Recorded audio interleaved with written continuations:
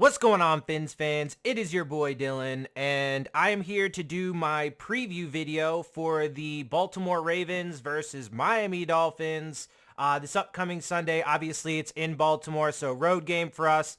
And look, at the end of the day, this is going to be by far, I think, the toughest game of the regular season. Obviously, once we get to the playoffs, we're going to start having bigger and even tougher games. But honestly, though, if I'm being real, I think this even may be one of the toughest games of even the postseason because, a lot of if we have to play the Texans or the Colts, I think those will be relatively easier games. I think those will be easier games. Even if we had to play the Chiefs again, I still think that would be easier than playing the Baltimore Ravens right now. But yeah, so, this is obviously a huge matchup. So many things are on the line. Obviously, number one seed is on the line. MVP talk. Obviously, if the Dolphins win this game, when we win this game, we will clinch the division and just end this bullshit of, oh, well, maybe the Bills can still win the AFC East. And look, even if we do lose this game, I still feel very confident that we're going to end up beating the Bills in Miami in week 18. But I honestly believe that we're going to win this game. Now, I'll get to more of the details and the prediction and stuff like that at the end. Let's go ahead and jump into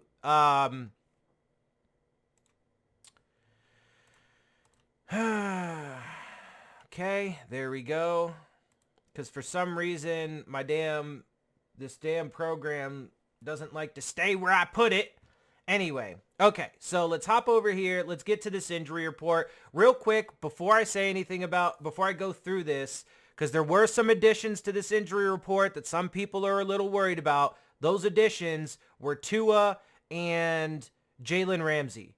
They're going to be fine. Tua was seen at practice all week. He's fine. He's got some minor thumb injury and a quad injury. He'll be fine. He's playing. Ramsey should be playing. Blah, blah, blah. It's all good. Okay, now let's get into it. Waddle has been officially ruled out, so that's unfortunate. But I think we'll be just fine. I know a lot of people are like, well, the Dolphins really don't have anybody outside of Waddle and Hill and blah. Again, and with the craziness. But I think there are a lot of really underrated pieces on this team, this offense. Now, guys like Braxton Berrios and Chase Claypool and Robbie Chosen and River Craycraft, those guys, obviously, in the running back room, we have Mostert, Achane, Jeff Wilson, and Chris Brooks, which I really love our running back room. But then you have all those other guys at receiver, and then you add in Durham Smythe and Julian Hill, who I really like as a rookie. He's showing some decent things. He hasn't gotten a lot, but, most of his work has been in, blocking situations. He hasn't gotten a lot in, passing situations, right? And he's obviously a rookie and still growing, but I like his potential, right? My point is, though, is that this team is, just because there's a superstardom drop-off from Hill and Waddle to the rest of the guys, and maybe, they're not as good or blah, blah, blah, whatever it is that you want to say about them, maybe that's true, but it's not like they're just awful and trash, right? It's not like some of the wide receiver cores that we've had in the past, right? These guys all do their job. They're all bought in. They all contribute. You know what I'm saying? And I think, they do give us options. Anyway, let's get into this, though. So I think we're fine. Robert Hunt has been listed as doubtful, so probably not playing, although that is progress, and he did seem to have the best week of practice, so he is probably getting close. Hopefully we can have him back next week for the Bills game, but those two players I would not expect to see. Everybody else was questionable or with no designation, so you have Cotton, Eichenberg, Holland, which is good. I'm thinking he'll probably play, although at this point I'm done actually predicting if anybody's going to play. I think Holland will probably play, but I have no idea, so we'll just have to wait and see. Xavier Howard, obviously, with the hip injury, still going with that. hip thumb. He's got a little thumb too. Austin Jackson, Raheem Mostert, Jalen Ramsey with a knee. Obviously, he's important, and it's obviously going to be something to keep an eye on, but he was limited in Friday, just popped up. It could be just some super minor nothing, right? We don't know. And everybody at this point in the season is banged up. If he was inactive on Sunday, okay, but I find that to be very unlikely. All right, anyway, then Teron Armstead with no designation, limited, so that's good. He looks like he actually, based on the injury reports, I kind of get the feel like he's getting healthier. And also, too, a bunch of these guys who, were either, DMPs in the early part of the week, and then, or limited, and then full. Obviously, no game status designation, good to go for all these guys. So that's Achane, Chosen, who's out of the concussion protocol, Hill, Tua, and Van Ginkel. I actually feel like these guys here at the bottom, you're going to see this chunk in the next week or so. You'll probably see like a chunk of these guys actually just drop off the injury report, which would be fantastic. However, here's the thing. This is another I know Dolphins fans are super concerned with just the division and so many other things. And there's a lot of fans out there that are like, you shouldn't be worrying about the number 1 seed, which to me is absolutely crazy. I can't imagine why you would never, I can't imagine any circumstance in which you wouldn't go for the number 1 seed, because that also means you win your division. It then means you get a week off before the playoffs start and you can rest guys. And as you can see from our injury report, we fucking need it. You feel me? We absolutely fucking need it. So, but yeah, anyway, so, and then obviously you also get fucking home field advantage. And you get the advantage. I would consider, that first week, that wild card week, I actually would consider that personally a playoff win for the Miami Dolphins without them even having to play a game if they get the number 1 seed. Because not only do you get that first round bye and get the rest, and not only do you get home field advantage when you do get back on the field, but you then get to sit there for a week on your couch and watch the rest of these teams play, and that's already right there film study. You get to watch them in person and see what these teams are going to do in the playoffs. And then obviously you will also figure out who's going to be advancing, what teams you're going to have to play, et cetera, et cetera. So it's just advantageous in so many different ways. 100% the Dolphins need to be playing for that number 1 seed. Now look, this week will determine it. If we lose, Baltimore locks it up. That's it. Point blank, bottom line, period. Then at that point, we're playing in week 18 for the division, to lock up the division, unless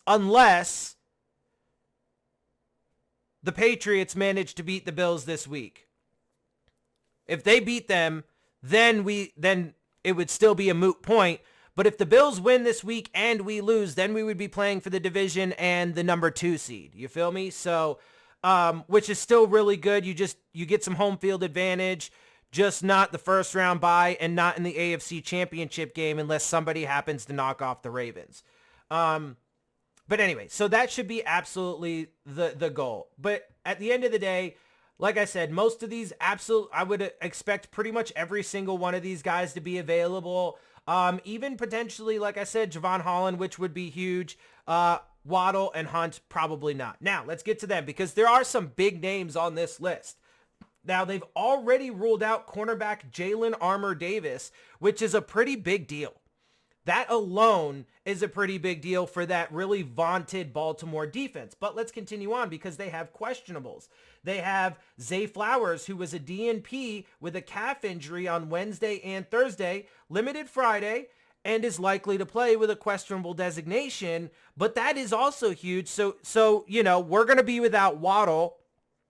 And Hill's probably not 100%, but Zay Flowers is obviously not going to be 100%, so that's something to take a look at. Kyle Hamilton could actually end up being an inactive for this game because he went from DNP to limited, then back to DNP on Friday, is listed as questionable, but Kyle Hamilton, but obviously clearly he's been battling a sprained MCL for a while. Hurt it again because from what I could tell, it was the same knee. So hurt that knee again this past game. against the 49ers. By the way, just so I don't forget it, a little context. I mean, they're on a short week. They had to fly all the way out to the West Coast and all the way back. So that is something to keep an eye on. And they did have to play even though they stomped the 49ers pretty much at the end of the day, mostly I think because of the mistakes. They took advantage of the mistakes, unquestionably, but it was mostly on the mistakes of the 49ers. But that's a physical fucking team. So, and clearly they're banged up too. So these are things that are huge.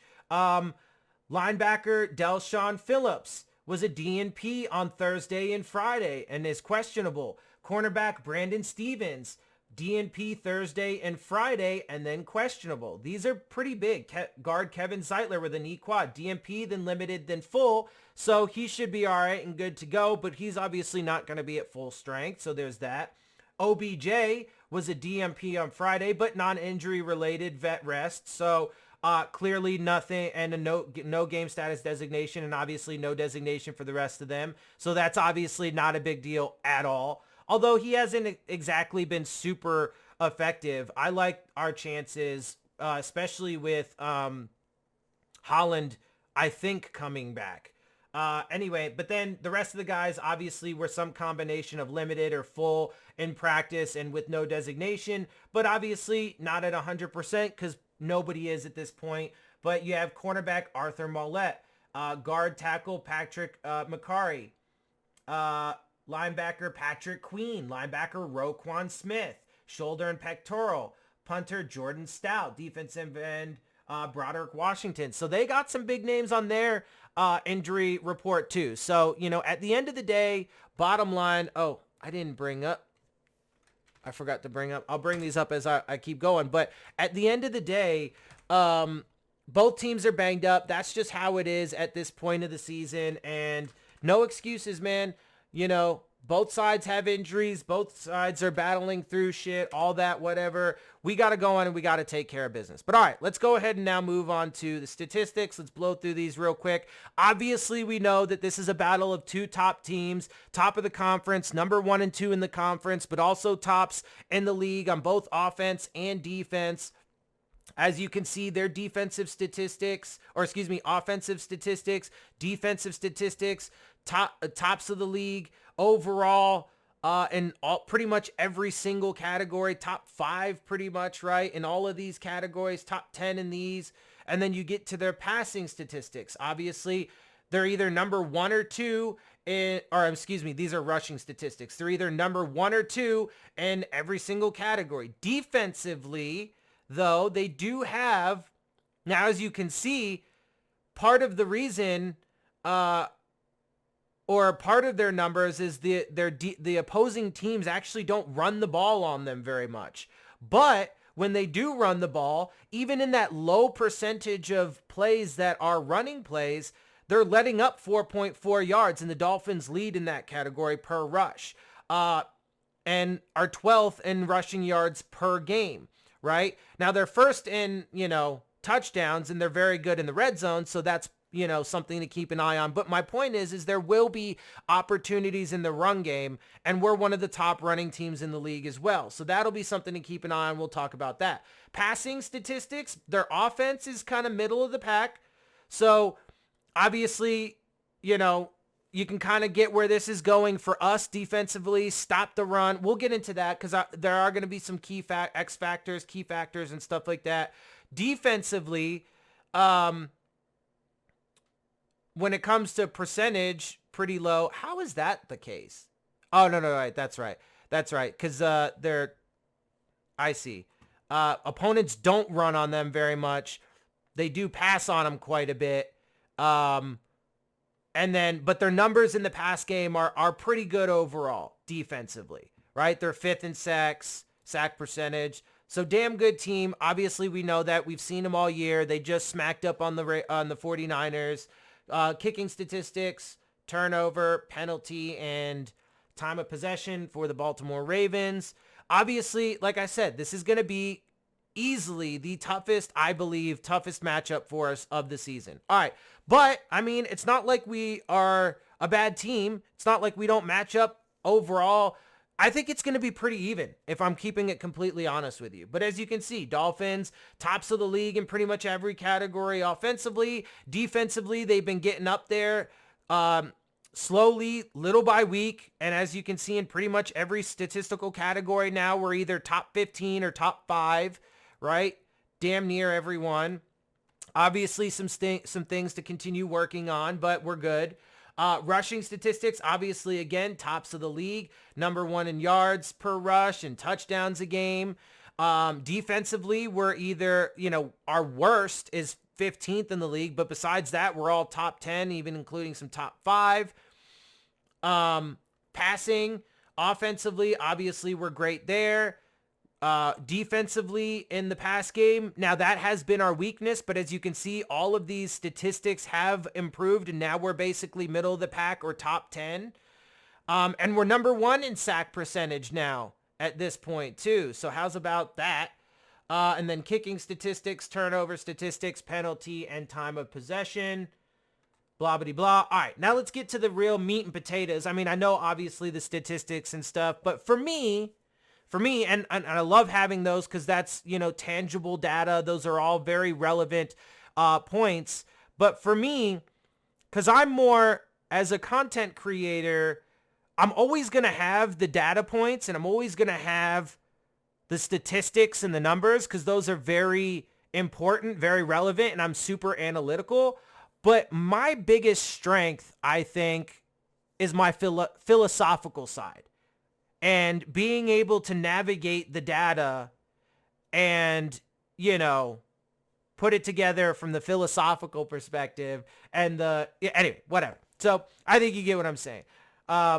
I do like to be well-rounded though. So I do like to try and be strong philosophically while also being strong in the analytics and the numbers and the stuff like that, right? Because it's all super relevant, important data, and it all needs to be taken into consideration if you're going to have your best analysis. So anyway, let's get to it. At the end of the day, like I said, I think this is definitely going to be the toughest game that we've played. I think that it's going to be pretty close the entire time. I don't think it's going to be super high scoring. I think it's going to be relatively low scoring. Our offense versus their defense. Look, we're going to have some struggles for sure. But I do like our chances. I do think we have the weapons. It's going to be tough, man. But at the end of the day, when it comes to our offense and their defense, I think that they need to continue to lean on the run game. I think that their defense is most vulnerable in the run game. They have a pretty complete defense. And again, we'll have to kind of wait and see too how things play out, because if Kyle Hamilton doesn't play, that would be absolutely huge. Huge. I think this is overall going to be a defensive game though. Because it's just late December. It's just kind of how things are. It's just kind of the vibes that I'm getting, from this game.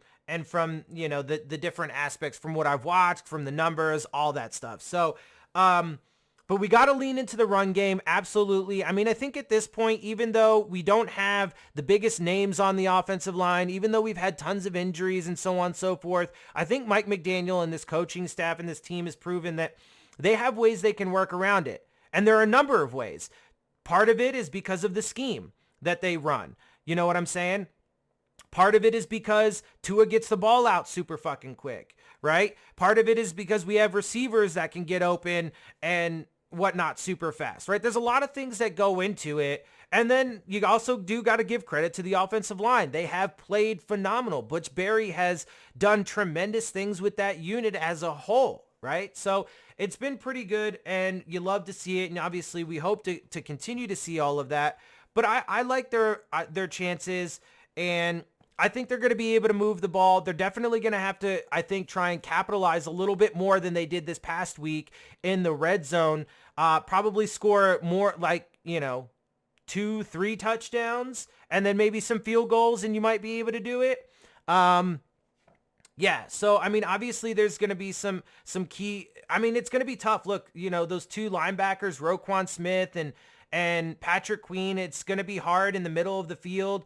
Right? So I really think it's going to have to be a game plan of lean on the run, have the play action pass off of that, have the quick screens out to the perimeter and all that kind of stuff. I don't know. Like I said, I mean, this team is tough. It's gonna be hard. But yeah, I mean, they just need to keep it up, man. I mean, honestly, there's really not a lot to even be said about it. Just because it's a funny thing as a Dolphins fan at this point, like for me at least, I know a lot of Dolphins fans are still very in doubt, and I have my concerns, don't get me wrong, but I just feel confident in this coaching staff and this team, and I feel like they've shown us they can figure it out and they will figure it out and so on and so forth. That's not saying that they're guaranteed to win or anything, because that's not true. I just feel good about it. So lean into the run game, get that quick screen game, play action pass off of that. Be obviously efficient and clean with the ball. Don't turn it over. That's one thing you're absolutely not going to be. Another key, though, offensively for sure, is definitely don't turn the fucking ball over. Because as you can see, and again, like I said, this past game, Ravens-Niners, I really think if Brock Purdy didn't play a completely shit game, now all of those passes weren't or interceptions weren't necessarily on him, but you could tell that just even right off the rip, he just wasn't in a groove, and he never got into a groove. And so sometimes that happens, and sometimes you got to pull them in those instances, and they should have. And I think if they would have put Sam Darnold in at the half, not that he's great, but I think that he could have at least given them a chance. And I think with what he showed, he did show at least a little bit more confidence and a little bit more of a groove and a rhythm than what Purdy did. So my point is if you don't turn the ball over all those times, if you can drive the field, if you can put up points, maybe turn a couple more of those field goals into touchdowns instead, and then obviously lean on the run, I think we can do pretty well on the offensive side of the ball. Now flip it when our defense is on the field and their offense. Number one, this is really simple too. Number one, stop the run, which I think that this Dolphins team can do, especially since they're down their premier backs. They're going to have Gus Edwards and Justice Hill, who are okay, but they're not, world beaters. They're not, Keaton Mitchell and, damn it, now I'm blanking on their other running back that just keeps getting hurt, that just won't stay healthy. I'm blanking on his name at the moment, but you guys know who I'm talking about.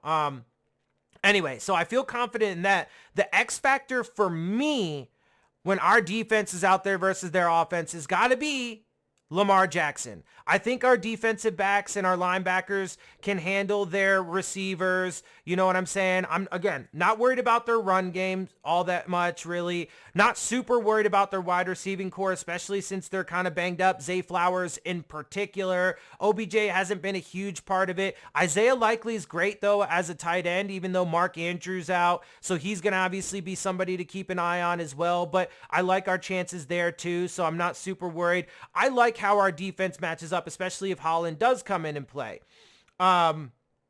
So the X factor, though, has got to be Lamar Jackson. You got to contain him. I don't know. It's tough. I mean, I think some plays you might want to have a spy on him, particularly maybe in like 3rd and long situations, or maybe like goal to go situations. You're obviously going to have to try and compress him, contain him, keep him in the pocket. You would prefer to have him be in the pocket and as a passer as opposed to out on the run, scrambling, whether it's actually running for yards to pick up with his legs or whether it happens to be throwing the ball. Because obviously he's dangerous both ways. So the X factor defensively for us is going to be Lamar Jackson. Surprisingly, though, I can't remember what show it was, but I was watching one show recently and they went through the list of mobile quarterbacks that we've played, and we've actually done damn good this season at restricting them when it comes to them using their legs. So that's been good. And I do love our pass rush too. I mean, our pass rush has been exceptional. So I do like our chances. I think it's going to be pretty evenly matched overall. I think it's going to be a slugfest. I think it's going to come down to the last drive of the game sort of thing, or, whatever, something similar to that, right? And before I give you my score prediction, I want to say this. I want to point this out, right? Because one of the big narratives for the Dolphins this season has been, we can't beat good teams. And even after we beat the Cowboys, everybody's just moving the goalposts, and damn near everybody and their mother. And I love it. that they're doubting us, is picking the Ravens. A lot of people think they're just going to absolutely destroy us, etc., etc., etc. I love it. I love being the underdog, 100%. Let's go. Let's get it. Well, at least when it comes to football, maybe not so much in life, but definitely when it comes to football. So, but the thing is right, there's been that narrative, right? And to some degree, sure, it's been true, even though I haven't bought into it. But let me point this out, okay? So let's take a look at these games. Now, we had our one stub your toe game, and that was the Titans game. The rest of them, we lost to good teams on the road. But, and I've pointed this out before, let's check out how that went. First, early on in the season, now one key factor here that not only has the entire team progressed throughout the season, but the defense in particular has gotten better and better and better and better and has only ascended throughout the season. But that very first game was the Buffalo Bills game in Buffalo. We lose 48-20 by 28 points. Absolutely horrible, complete team loss, almost nobody showed up sort of thing. It was just bad. It was bad. There's no way around it. Then we go and play in Philadelphia against the Philadelphia Eagles, who are, even though they haven't looked like the same, powerhouse and kind of been shaky, they've been on a little bit of a losing streak but before this last game. I get all that, but still one of the best teams in the league in their stadium, right? And if you know me, and if you saw my videos then, I think we actually ultimately lost that game on the refs. I don't normally blame the refs, but in that game, that was a ref game to me, and I really don't think there's any more clear and obvious example of a biased officiating in an NFL game in my entire life. So there's that. But even with that, we still cut the deficit in half. We only lost. I know it's still a lot. It's still 2 scores, not what you want, but. And they did kind of make it 2 scores late in that game, though, and really put it away, right?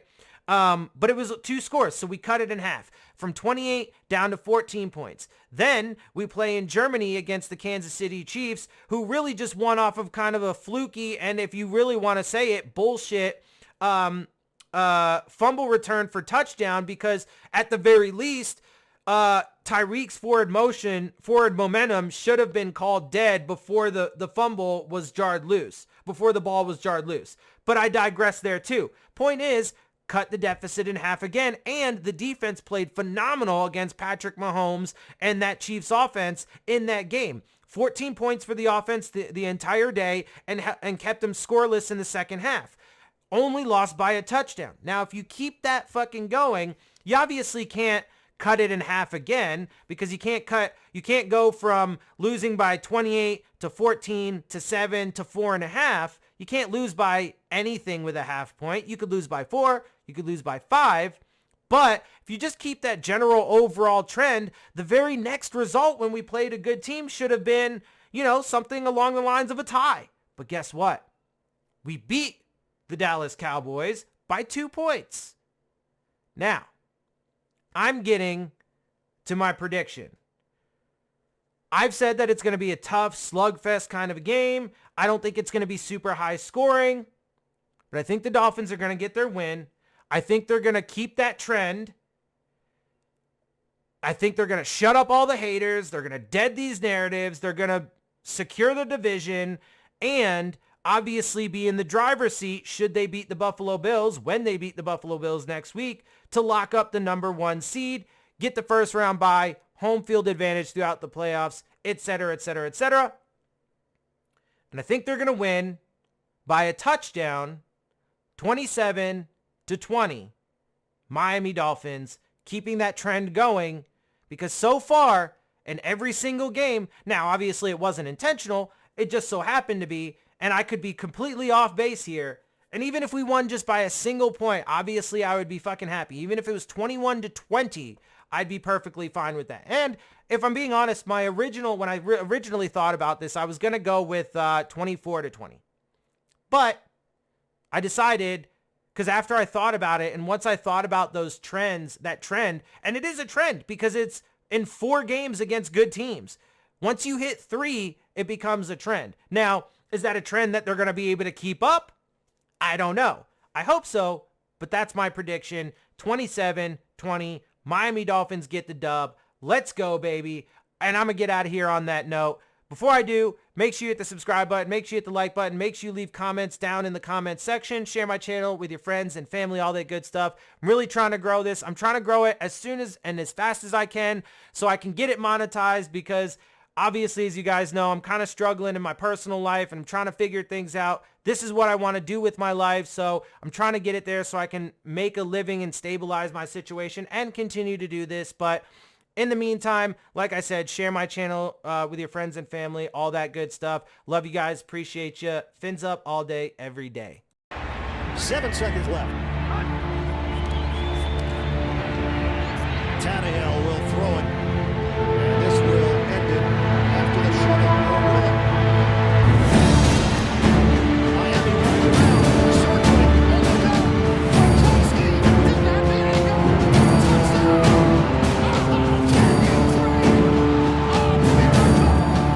Miraculous in Miami. Stills to Parker to Drake.